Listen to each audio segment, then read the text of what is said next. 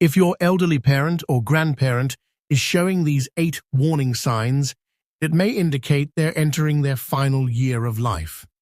I'm going to share what hospice nurses and geriatric specialists say families absolutely need to know, because recognizing these signs early can make all the difference in providing comfort and dignity.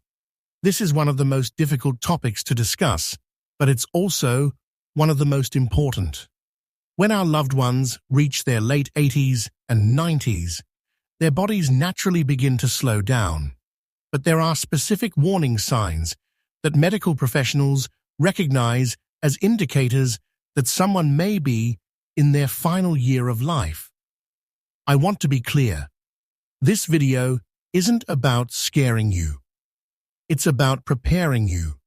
It's about helping you recognize when it might be time to have important conversations, adjust care plans, and ensure your loved one's final months are filled with comfort and dignity. Before we begin, please remember, every person's journey is unique. These signs are patterns that medical professionals observe, but they're not absolute predictions. Some people may show several of these signs and still live for years. Others may decline more quickly.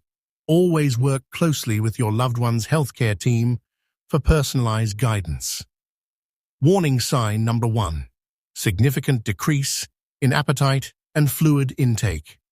The first warning sign is one that almost every family notices: a dramatic decrease in appetite and interest in food. Your parent who once loved Sunday dinners may now eat just a few bites. They might refuse their favorite foods or say nothing tastes good anymore. Here's what's happening. As the body begins to shut down, metabolism slows dramatically. The body simply doesn't need or want as much fuel. This is a natural part of the dying process, not something you've done wrong. You might also notice they're drinking less water or fluids. They may complain that swallowing is difficult or that they just don't feel thirsty anymore. What families should know: don't force food or fluids. This can actually cause more discomfort. Instead, offer small amounts of favorite foods, ice chips, or moistened mouth swabs. Focus on comfort, not nutrition goals. Warning sign number 2: sleeping more, sometimes 20+ hours per day. The second sign is increased sleeping and profound fatigue. Your loved one may sleep 15, 18, even 20+ hours per day. When they're awake, they may seem drowsy or difficult to rouse fully. This happens because the body is conserving energy. As organs begin to fail, the body prioritizes only the most essential functions. Sleep becomes the dominant state. You might also notice changes in their sleep-wake cycle. They may be confused about whether it's day or night, or sleep in short bursts, rather than normal patterns. What families should do: let them sleep. These aren't naps you should interrupt. Make sure they're comfortable, reposition them every few hours to prevent bed sores, and treasure the moments when they are awake and alert. Those moments become increasingly precious. Warning sign number 3: social withdrawal and decreased engagement. Warning sign number 3 is social withdrawal. Your once social parent may lose interest in visitors, phone calls, even family gatherings. They may seem distant or disengaged, even with their closest loved ones. Hospice nurses say this is one of the most emotionally difficult signs for families because it can feel like rejection. But it's not personal.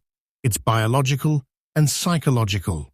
As death approaches, many people naturally turn inward. They're processing their life, their relationships, and their impending death. This withdrawal is actually a normal part of letting go. Some seniors also report seeing or talking to deceased loved ones during this time. While this can be startling, it's extremely common and often brings comfort to the dying person. What to do?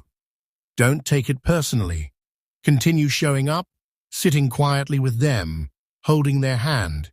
Your presence matters, even if they can't actively engage. Warning sign number 4.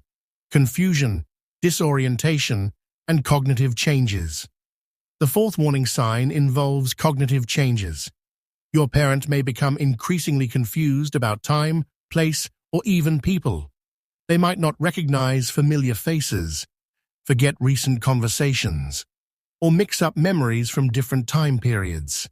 This happens because the brain isn't getting adequate oxygen and blood flow as circulation decreases.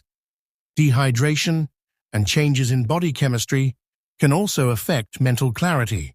You might notice they talk about going home even though they are home, or they may seem to prepare for a journey. These are common end-of-life experiences. Important note: if confusion appears suddenly and severely, it could indicate a treatable infection or medical issue. Always check with their doctor, but gradual, progressive confusion is often part of the natural dying process. Warning sign number 5. Physical weakness and loss of mobility. Warning sign 5 is profound physical weakness. Your loved one may become too weak to walk, even with assistance.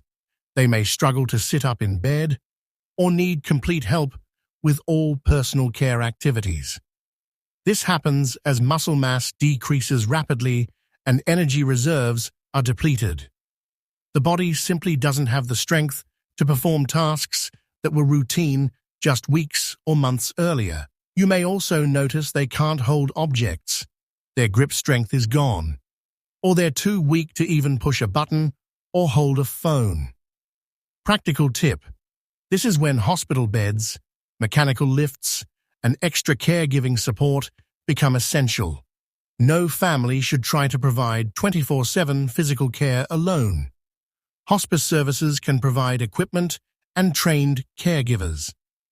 Warning sign 6. Changes in breathing patterns. The sixth sign involves breathing changes.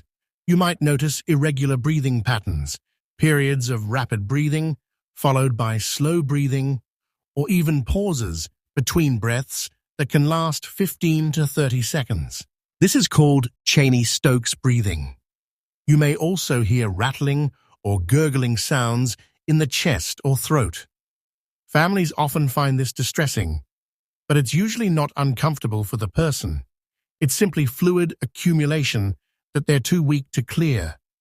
Breathing may also become more labored, requiring visible effort, or you might notice they're using their mouth to breathe rather than their nose. What helps? Elevating the head of the bed, using a cool mist humidifier, and gentle repositioning can provide comfort. Hospice nurses can also provide medications to ease any breathing distress. Warning sign number 7. Temperature regulation problems and circulation changes. Warning sign 7 involves changes in body temperature and circulation.